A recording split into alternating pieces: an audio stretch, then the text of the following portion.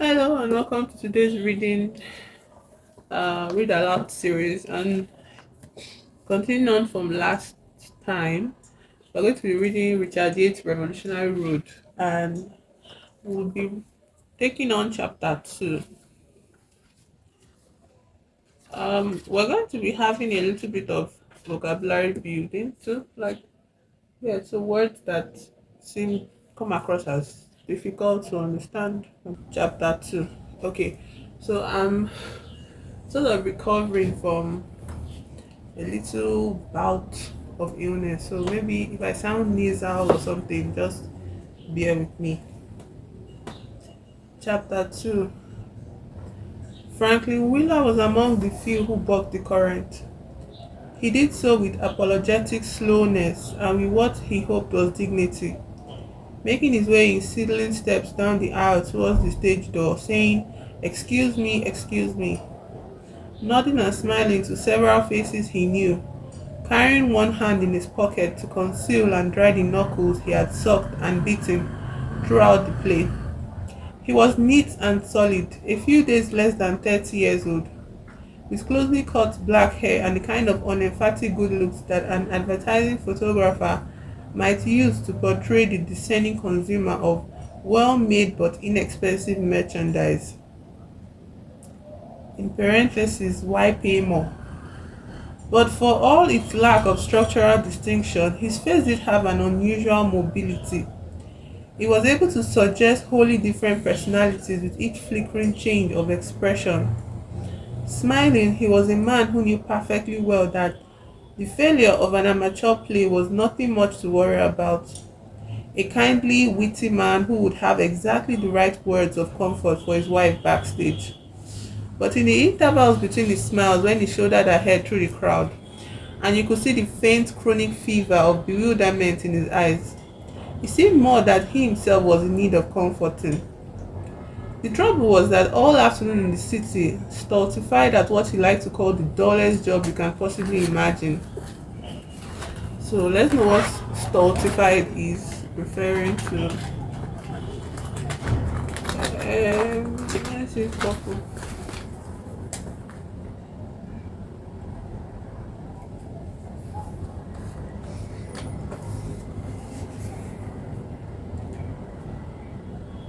The trouble was that all afternoon in the city, stultified at what he liked to call the dullest job you could possibly imagine, he had drawn strength from a mental projection of scenes to unfold tonight, himself rushing home to swing his children laughing in the air, to gulp a cocktail and chatter through an early dinner with his wife, himself driving her to the high school with her thigh tense and warm under his reassuring hand.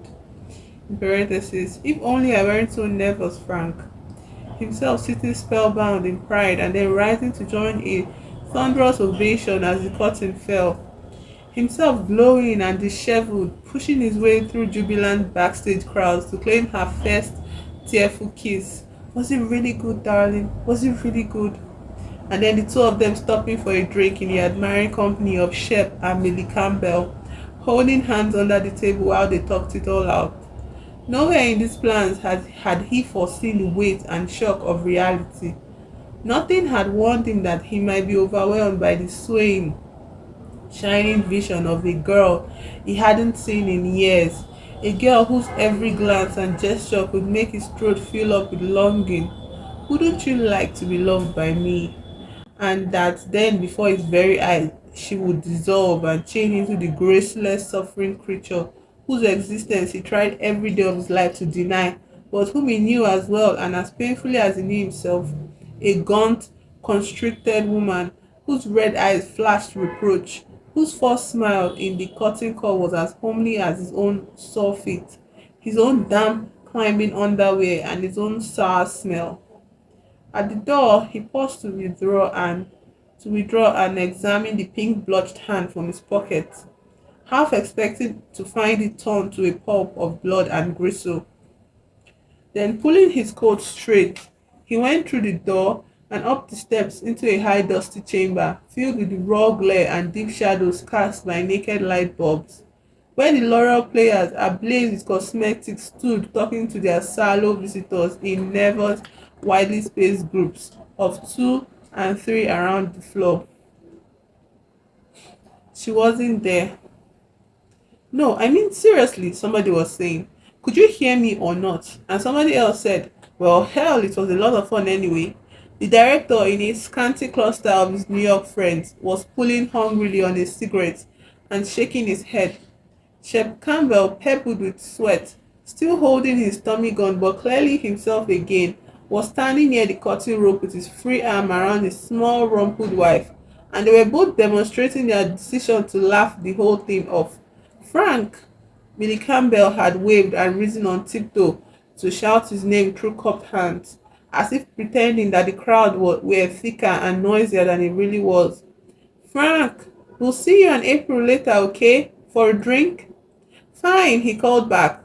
Couple of minutes, and he winked and nodded as Shep raised his machine gun in a comic salute. Around the corner, he found one of the lesser gangsters talking with a plump girl who had caused a 30-second rupture in the first act by missing her entrance cue, who had evidently been crying but now was hilariously pounding her temple and saying, God, I could have killed myself, while the gangster, tremulously wiping grease paint from his mouth, said, no, but I mean, it was a lot of fun anyway. You know what I mean? That's the main thing in a thing like this. Excuse me, Frank Miller said, squeezing past them to the door of the dressing room that his wife shared with several other women. He knocked and waited, and when he thought he heard her say coming, he opened it tentatively and peeked inside. She was alone, sitting very straight at a mirror and removing her makeup. Her eyes were still red and blinking, but she gave him a small replica of her curtain call smile before turning back to the mirror. Hi, she said. You ready to leave? He closed the door and started towards her with the corners of his mouth stretched tight in a look that he hoped would be full of love and humor and compassion. What he planned to do was bend down and kiss her and say, listen, you were wonderful. But an almost imperceptible recoil of her shoulders told him that she didn't want to be touched, which left him uncertain what to do with his hands. And that was when it occurred to him that you were wonderful might be exactly the wrong thing to say. Condescending or at very least naive and sentimental and much too serious. Well, he said instead, I guess it wasn't exactly a triumph or anything, was it? And he stuck a cigarette jauntily in his lips and lit it with a flourish of his clicking Zippo. I guess not, she said. I'll be ready in a minute. No, that's okay, take your time. He pocketed both hands and curled the tired toes inside his shoes, looking down at them. Would you were wonderful have been a better thing to say after all? Almost anything it now seemed would have been a better thing to say than what he had said. But he would have to think of better things to say later. Right now, it was all he could do to stand here and think about the double bourbon he would have when they stopped on the way home with the Campbells. He looked at himself in the mirror, tightening his jaw and turning his head a little to one side to give it a leaner, more commanding look. The face he had given himself in mirrors since boyhood and which no photograph had ever quite achieved, until with a start he found that she was watching him. Her own eyes were there in the mirror, trained on his for an uncomfortable moment before she lowered them to stare at the middle button of his coat. Listen, she said, will you do me a favor? The thing is, it seemed that all the slender strength of her back was needed to keep her voice from wavering. The thing is, Millie and Shep wanted us to go out with them afterwards. Will you say we can't? Say it's because of the babysitter or something. He moved well away and stood stiff-legged and hump-shouldered, hands in pocket like a stage lawyer considering a fine point of ethics. Well, he said, the thing is, I already said we could. I mean, I just saw them out there and I said we would. Oh, then would you mind going out again and saying you were mistaken? That should be simple enough. Look, he said, don't start getting this way. The point is, I thought it might be fun is all. Besides, it's going to look kind of rude, isn't it? I mean, isn't it? You mean you won't? She closed her eyes. All right, I will then. Thanks a lot. Her face in the mirror, nude and shining with cold cream, looked 40 years old and as haggard as if it was set to endure a physical pain. Wait a second, he told her. Take it easy, will you please? I didn't say that. I just said they're going to think it's damn rude, that all. And they are. I can't help that. Alright, you go along with them if you want to and give me the car keys. Oh Jesus, don't start this business about the car keys. Why do you always have to? Look, Frank, her eyes were still shut. I'm not going out with those people. I don't happen to feel very well and I okay, he was backing away, holding out both stiff, trembling hands like a man intently describing the length of a short fish. Okay, okay, I'm sorry. I'll tell them. I'll be right back. I'm sorry. The floor rolled under his feet like the deck of a moving ship as he made his way back to the wings, where a man was taking pictures with a miniature flash camera. Hold it now, that's fine, that's fine. And the actor who played Gabrielle's father was telling the plump girl, who looked ready to cry again, that the only thing to do was write the whole thing up to experience. You folks about ready? Shep Campbell demanded. Well, Frank said, actually, I'm afraid we'll have to cut out. April promised this babysitter would be home early, you see, and we really. Both their faces sagged in hurt and disappointment. Millie drew a section of her lower lip between her teeth and slowly released it. Gee, she said, I guess April feels awful about this whole thing, doesn't she? Poor kid. No, no, she's okay, he told them. Really, it's not that. She's okay. It's just this business of the babysitter, you see. It was the first lie of its kind in the 2 years of their friendship, and it caused them all three to look at the floor as they labored through a halting ritual of smiles and good nights, but it couldn't be helped. She was waiting for him in the dressing room, ready with a pleasant social face for any of the laurel players they might happen to meet on the way out, but they managed to avoid them all. She led him through a side door that opened onto 50 yards of empty, echoing high school corridor, and they walked without touching each other and without speaking, moving in and out of the oblongs of moonlight that lay on the marble floor. The smell of school in the darkness, pencils and apples and library paste brought a sweet nostalgic pain to his eyes, and he was 14 again. And it was the year he had lived in Chester, Pennsylvania. No, in Englewood, New Jersey, and spent all his free time in a plan for riding the rails to the West Coast.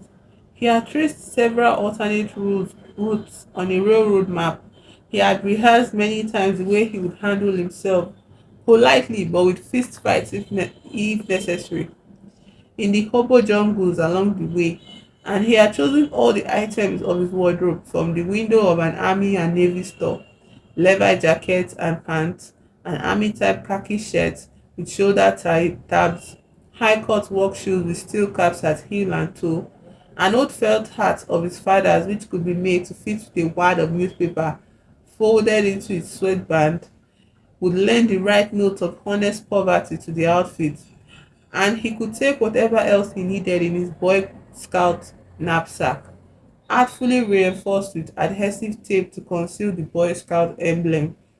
The best thing about the plan was its absolute secrecy, until the day in the school corridor when he impulsively asked a fat boy named Krebs, who was the closest thing to a best friend he had that year, to go along with him. Krebs was dumbfounded. On a freight train, you mean? And soon he was laughing aloud. Geez, you kill me, Wheeler. How far do you think you'd get on a freight train? Why do you get these weird ideas anyway? The movies or someplace? You want to know something, Wheeler? You want to know why everybody thinks you're a jerk? Because you're a jerk, that's why.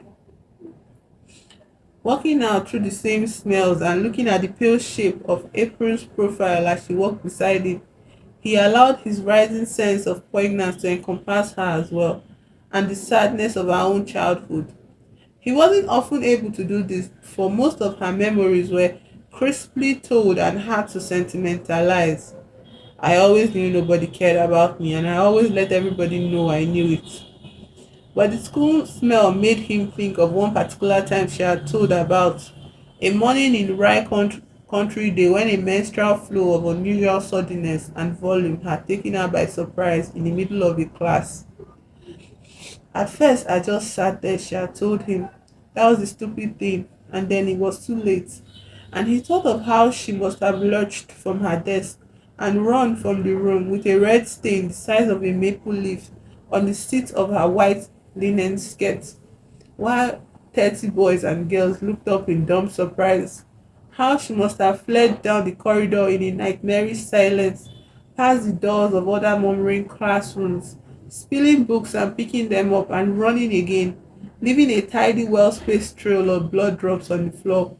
How she had run to the first aid room and been afraid to go inside. How instead she had run all the way down another corridor to a fire exit door, where she pulled off her cardigan and tied it around her waist and hips.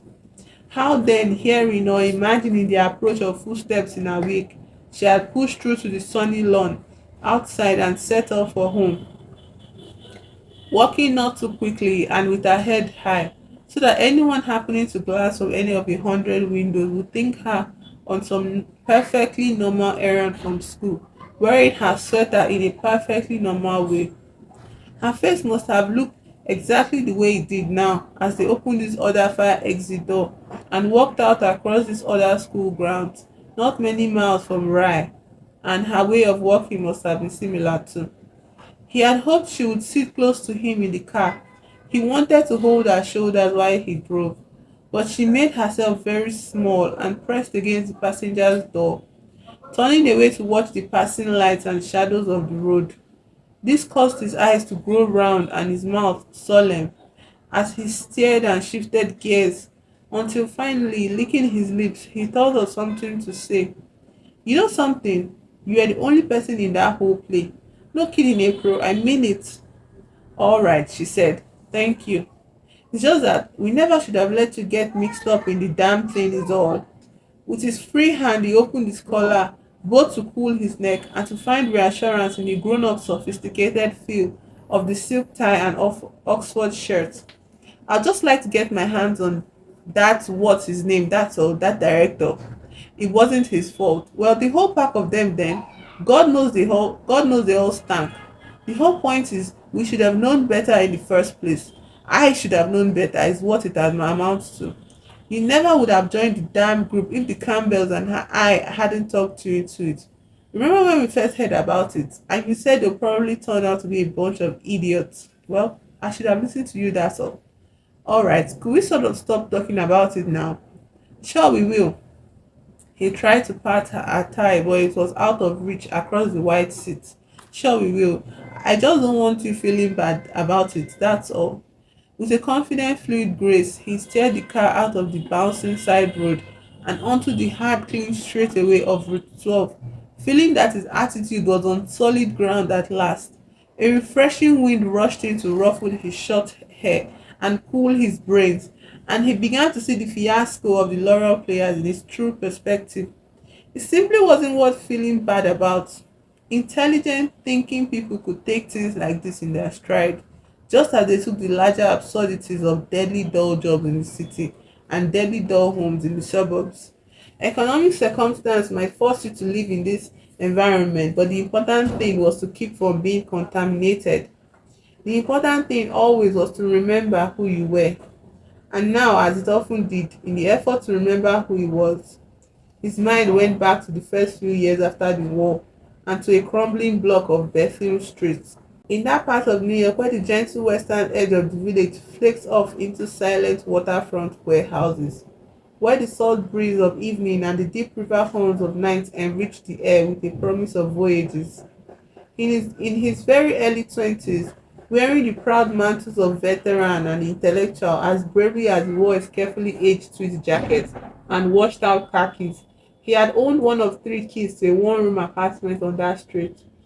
The other two keys and rights to the use of the place every second and third week had belonged to two of his Columbia college classmates, each of whom paid a third of its $27 rent. These other two, an ex-fighter pilot and an ex-marine, were older and more relaxed in their worldliness than Frank. They seemed able to draw an endless reserve of willing girls with whom to use the place. But it wasn't long before Frank, to his own shy amazement, began to catch up with them.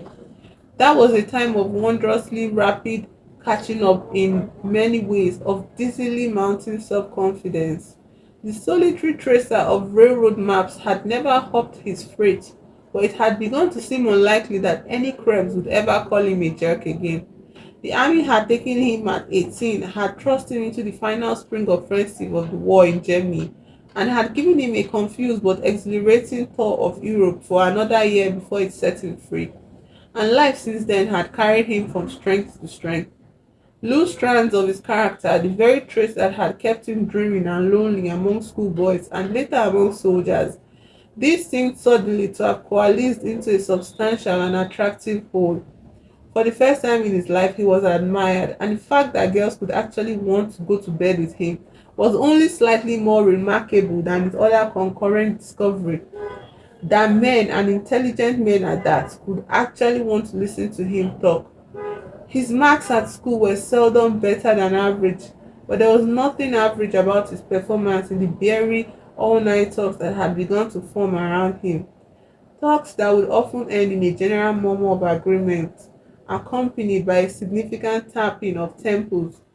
That old wheeler really had it. All he would ever need, it was said, was the time and freedom to find himself. Various ultimate careers were predicted for him, the consensus being that his work would lie somewhere in the humanities, if not precisely in the arts. It would at any rate be something that called for a long and steadfast dedication, and that it would involve his early and permanent withdrawal to Europe, which he often described as the only part of the world worth living in. And Frank himself walking the streets at daybreak after some of those talks, or lying and thinking on Bethune Street on nights when he had the use of the place, but had no girl to use it with, hardly ever entertained a doubt of his own exceptional merit. Wearing the biographies of all great men filled with this same kind of youthful groping, this same kind of rebellion against their fathers and their fathers' ways. He could even be grateful in a sense that he had no particular area of interest. In avoiding specific goals, he had avoided specific limitations. For the time being, the world, life itself, could be his chosen field. But as college wore on, he began to be haunted by numberless small depressions, and this tended to increase in the weeks after college was over, when the other two men had taken to using their keys less and less frequently, and he was staying alone in the Bethune Street place, taking odd jobs to buy his food while he thought things out. It nagged him in particular that none of the girls he had known so far had given him a sense of unalloyed triumph. One had been very pretty except for unpardonably thick ankles, and one had been intelligent though possessed of an annoying tendency to murder him. But he had to admit that none had been first rate, nor was he ever in doubt of what he meant by a first rate girl, though he had never yet come close enough to want to touch her hand. There had been two or three of them in various high schools he had attended, disdainfully unaware of him in their concern with college boys from out of town. What few he had seen in the army had most often been seen in flickering miniature, on strains of dance music, through the distant golden windows of an officers' club, and though he had seen plenty of them since then, in New York they had always been climbing in and out of taxi cabs, followed by the grimly hovering presence of men who looked as if they had never been boys at all. Why not let well enough alone? As an intense nicotine-stained Jean-Paul Sartre sort of man, wasn't it simple logic to expect that he'd be limited to intense nicotine-stained Jean-Paul Sartre sorts of women? But this was the counsel of defeat, and one night bolstered by four straight gulps of whiskey at a party in Morningside Heights, he followed the counsel of victory. "I guess I didn't get your name," he said to the exceptionally first-rate girl whose shining hair and splendid legs had drawn him halfway across a room of strangers. "Are you Pamela?" "No," she said. "That's Pamela over there." "I'm April. April Johnson."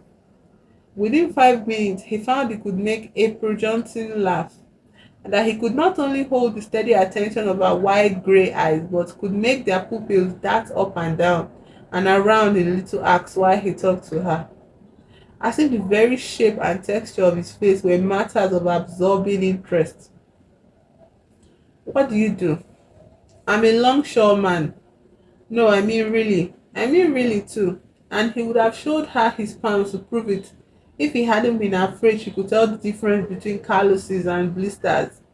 For the past week, under the guidance of a rough-hewn college friend, he had been self-consciously shaping up on the docks each morning and swaying under the weight of fruit crates. Starting Monday though, I've got a better job, night cashier at a cafeteria. Well, but I don't mean things like that. I mean, what are you really interested in? Honey. And he was still young enough that the audacity of saying honey on such short acquaintance made him blush. Honey, if I had the answer to that one, I bet I'd bore us both to death in half an hour. 5 minutes later, dancing, he found that the small of April Johnson's bag rolled as neatly in his hand as if it had been made for that purpose.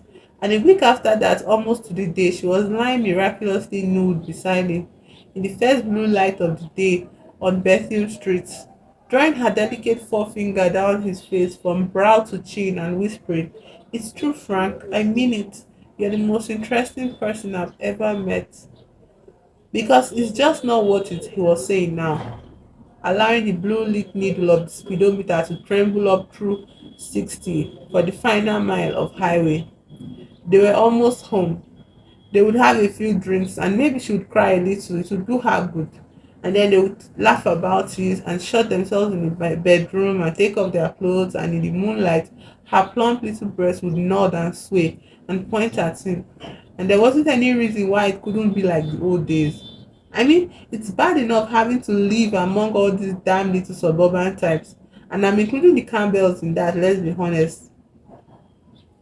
It's bad enough having to live among these people without letting ourselves get hurt by every little half-assed. What do you say? He glanced briefly away from the road and was startled to see, by the light of the dashboard, that she was covering her face with both hands. I said yes.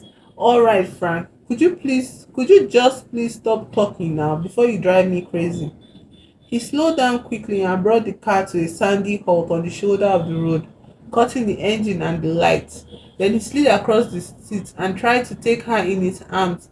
No, Frank, please don't do that. Just leave me alone, okay? Baby, it's only that I want to. Leave me alone. Leave me alone. He drew himself back to the wheel and put the lights on, but his hands refused to undertake the job of starting the car. Instead, he sat there for a minute, listening to the beating of blood in his eardrums. It strikes me, he said at last, that there is a considerable amount of bullshit going on here. I mean, you seem to be doing a pretty good imitation of Madame Bovary here, and there's one or two points I'd like to clear up. Number one, it's not my fault the play was lousy. Number two, it's sure as hell not my fault that you didn't turn out to be an actress. And the sooner you get over that little piece of soap opera, the better off we're all going to be. Number three, I don't happen to fit the role of dumb, insensitive suburban husband. You've been trying to hang that one on me ever since we moved out here, and I'm damned if I'll wear it. Number four, she was out of the car and running away in the headlights, quick and graceful, a little too wide in the hips. For a second, as he clambered out and started after her, he thought she meant to kill herself. She was capable of damn near anything at times like this, but she stopped in the dark roadside weeds 30 yards ahead, beside a luminous sign that read, "No passing." He came up behind her and stood uncertainly, breathing hard, keeping his distance. She wasn't crying. She was only standing there with her back to him. "What the hell?" he said. "What the hell is this all about?" "Come on back to the car." "No, I will in a minute. Just let me stand there a minute, all right?" His arms flapped and fell.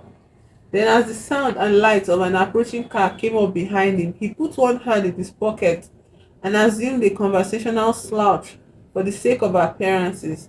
The car overtook them, lighting up the sign and the tense shape of her back. Then its tail light sped away and the drones of its tires flattened out to a buzz in the distance, and finally to silence. On their right, in a black marsh, the spring peepers were in full and desperate song. Straight ahead, 200 or 300 yards away, the earth rose high above the moonlit telephone wires to form the mound of Revolutionary Hill, along whose summit winked the friendly picture windows of the Revolutionary Hill estate. The Campbells lived in one of those houses, The Campbells might as well be in one of the cars whose lights are coming up behind them right now. April, she didn't answer. Look, he said, couldn't we sit in the car and talk about it instead of running all over Route 12? Haven't I made it clear, she said, that I don't particularly want to talk about it? Okay, he said. Okay, Jesus, April, I'm trying as hard as I can to be nice about this thing, but how kind of you, she said. How terribly, terribly kind of you. Wait a minute, he pulled the hand from his pocket and stood straight. But then he put it back because other cars were coming. Listen a minute. He tried to swallow, but his throat was very dry. I don't know what you're trying to prove here, he said, and frankly, I don't think you do either. But I do know one thing, and I know damn well I don't deserve this. You're always so wonderfully definite, aren't you? She said, on the subject of what you do and don't deserve. She swept past him and walked back to the car. Now, wait a minute. He was stumbling after her in the weeds. Other cars were rushing past now, both ways, but he had stopped caring. Wait a minute, God damn it. She leaned the backs of her thighs against the fender and folded her arms in an elaborate display of resignation while he jabbed and shook a forefinger in her face. You listen to me. This is one time you're not going to get away with twisting everything I say. This just happens to be one damn time I know I'm not in the wrong. You know what you are when you're like this? Oh God, if only you had stayed home tonight. You know what you are when you're like this? You are sick. I really mean that. And do you know what you are? Her eyes raked him up and down. You are disgusting. Then the fight went out of control. It quivered their arms and legs and wrenched their faces into shapes of hatred. It urged them harder and deeper into each other's weakest point, showing them cunning ways around each other's strongholds and quick chances to switch tactics, feint, and strike again. In the space of a gasp for breath, it sent their memories racing back over the years for old weapons to rip the scabs off old wounds. It went on and on. Oh, you've never fooled me, Frank, never once. All your precious moral maxims and your love and your mealy-mouthed little. Do you think I've forgotten the time you hit me in the face because I said I wouldn't forgive you? Oh, I've always known I had to be your conscience and your guts and your punching bag. And your punching bag. Just because you got me safely in a trap, you think you in a trap, you in a trap. Jesus, don't make me laugh. Yes, me. She made a claw of her hand and clutched at her collarbone. Me. Oh, you poor self-deluded. Look at you. Look at you and tell me how by any stretch. She tossed her head, and the green of her teeth glistened white in the moonlight. By any stretch of the imagination, you can call yourself a man. He swung out one trembling fist for a backhanded blow to her head, and she cowered against the fender in an ugly crumple of fear. Then, instead of hitting her, he danced away in a travesty of boxer's footwork and brought the fist down on the roof of the car with all his strength. He hit the car 4 times that way. Bong, bong, bong, bong, while she stood and watched. When he was finished, the shrill liquid chant of the peepers was the only sound for miles. God damn you, he said quietly. God damn you, April. All right. Could we please go home now? With parched, hard-breathing mouths, with wobbling heads and shaky limbs, they settled themselves in the car like very old and tired people. He started the engine and drove carefully away, down to the turn at the base of Revolutionary Hill and up and on up the winding blacktop grade of Revolutionary Road. This was the way they had first come 2 years ago as cordially nodding passengers in the station wagon of Mrs. Helen Givens, the real estate broker. She had been polite but guarded over the phone. So many city people were apt to come out and waste her time demanding impossible bargains. But from the moment they had stepped off the train, as she would later tell her husband, she had recognized them as the kind of couple one did take a little trouble with, even in the low price bracket. They are sweet, she told her husband. The girl is absolutely ravishing, and I think the boy must do something very brilliant in town. He's very nice, rather reserved, and really it is so refreshing to deal with people of that sort. Mrs. Gibbons had understood at once that they wanted something out of the ordinary, a small remodeled barn or carriage house or an old guest cottage, something with a little charm. And she did hate having to tell them that those things were she did hate having to tell them that those things simply weren't available anymore. But she implored them not to lose heart. She did know of one little place they might like. Now, of course, it isn't a very desirable road down at this end, she explained, her glance switching bird-like between the road and their pleased, attentive faces as she made the turn off Route 12. As you see, it's mostly these little cinder blocky, pickup trucky places. Plumbers, carpenters, little local people of that sort. And then eventually, she aimed the stiff pistol of her index finger straight through the windshield in fair warning, causing a number of metal bracelets to jingle and clink against the steering wheel. Eventually, it leads on up and around to a perfectly dreadful new development called Revolutionary Hill Estate. Great hulking split levels, all in the most nauseous pastels and dreadfully expensive too. I can't think why. No, but the place I want to show you has absolutely no connection with that. One of our nice little local builders put it up right after the war, you see, before all the really awful building began. It's really rather a sweet little house and a sweet little setting. Simple clean lines, good lawns, marvelous for children. It's right around this next curve, and you see the road is nice along in here, isn't it? Now you see it there. See the little white one? Sweet, isn't it? The perky way it sits there on its little slope. Oh yes, April had said as the house emerged through the spindly trunks of second growth oak and slowly turned towards them, small and wooden, riding high on its naked concrete foundation, its outside central window staring like a big black mirror. Yes, I think it's sort of nice, don't you, darling? Of course, it does have the picture window. I guess there's no escaping that. I guess not, Frank said. Still, I don't suppose one picture window is necessarily going to destroy our personalities. Oh, that's marvelous, Mrs. Gibbons cried, and her laughter enclosed them in a warm shelter of flattery as they rolled up the driveway and climbed out to have a look. She hovered near them, reassuring and protective, while they walked the naked floors of the house in whispering speculation. The place did have possibilities. Their sofa could go here and their big table there.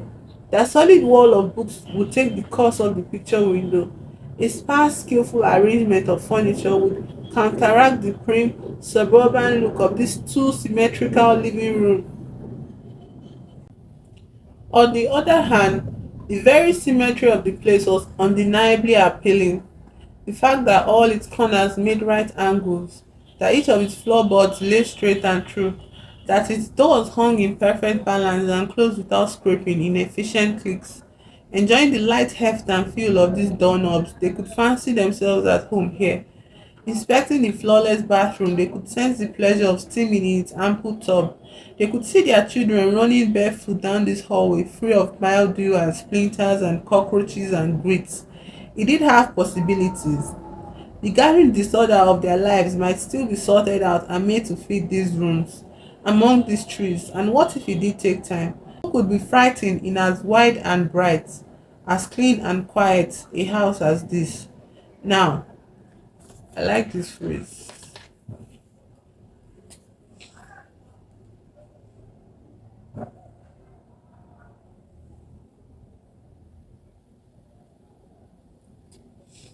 Now, as the house swam up close in the darkness, with its cheerful blaze of kitchen and carport lights, they tensed their shoulders and set their jaws in attitudes of brute endurance. April went first, swaying blindly through the kitchen, pausing to steady herself against the great refrigerator, and Frank came blinking behind her. Then she touched a wall switch, and the living room exploded into clarity. In the first shock of light, it seemed to be floating, all its contents adrift. And even after it held still, it had a tentative look. The sofa was here and the big table there, but they might just as well have been reversed. There was the wall of books, obediently competing for dominance with the picture window, but it might as well have been a lending library. The other pieces of furniture had indeed removed the suggestion of primness, but they had failed to replace it with any other quality. Chairs, coffee table, floor lamp and desk, they stood like items arbitrarily grouped for auction.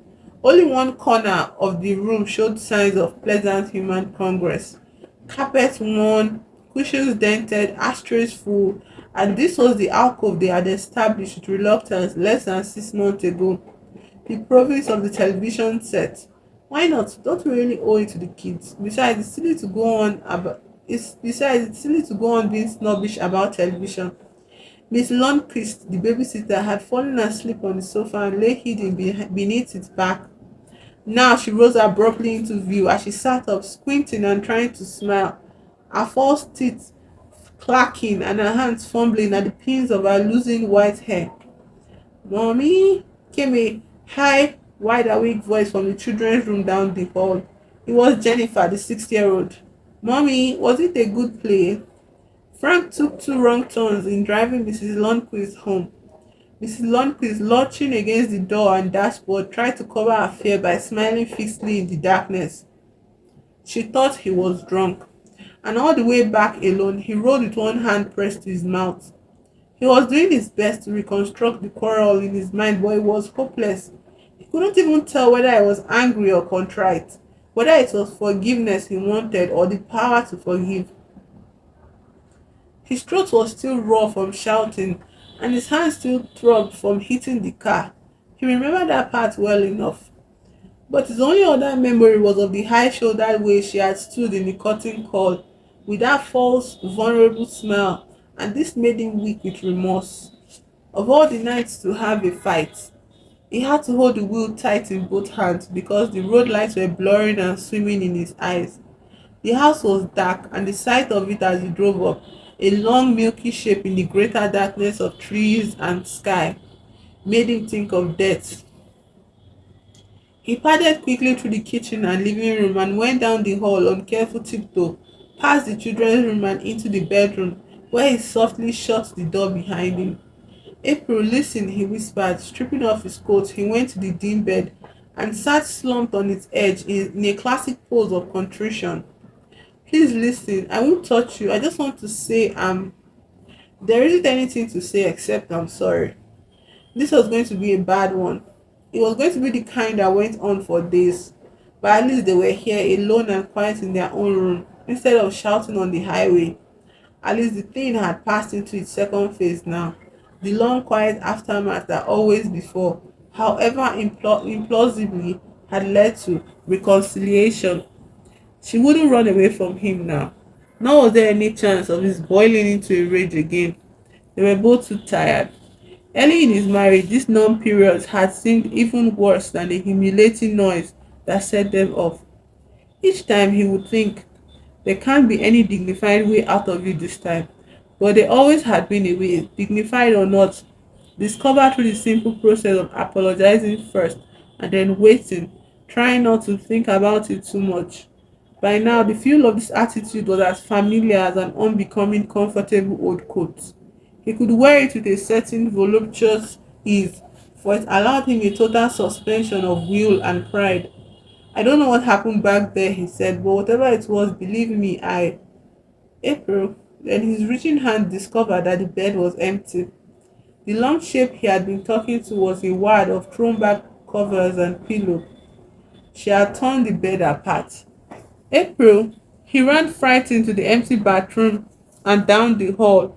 "Please go away," her voice said. She was rolled up in a blanket on the living room sofa where Mrs. Lundquist had lain. "Listen a minute, I won't touch you. I just want to say I'm sorry." "That's wonderful. Now, will you please leave me alone?"